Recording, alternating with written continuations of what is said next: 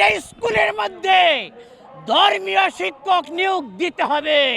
আলেমদেরকে নিয়োগ না দেওয়া পর্যন্ত দেশের শিক্ষা ব্যবস্থার উন্নতি হতে পারে না।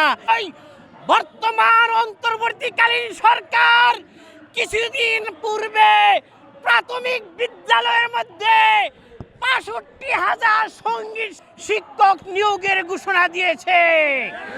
তার সাথে 1% সমকামী শিক্ষক রয়েছে। এই সিদ্ধান্ত এদেশের 92 ভাগ মুসলমানদের সাথে বিশ্বাসঘাতকতার শামিল।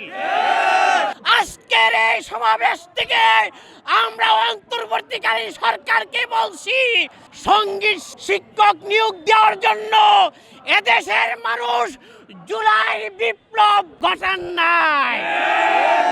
জুলাই বিপ্লব হয়েছিল ইসলামের পক্ষে, দেশের স্বাধীনতার পক্ষে।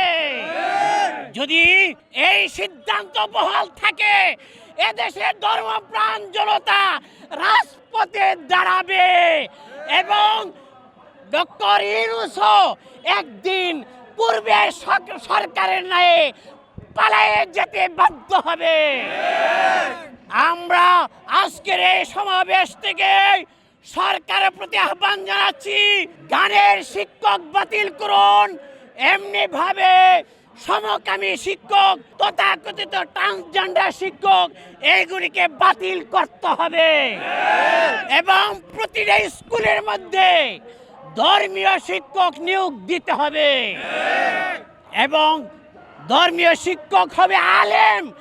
আলেমদেরকে নিয়োগ না দেওয়া পর্যন্ত দেশের শিক্ষা ব্যবস্থার উন্নতি হতে পারে না। দেশের দুর্নীতি বন্ধ হবে না, পাপাচার বন্ধ হবে না, আদর্শ রাষ্ট্র কায়েম করা যাবে না।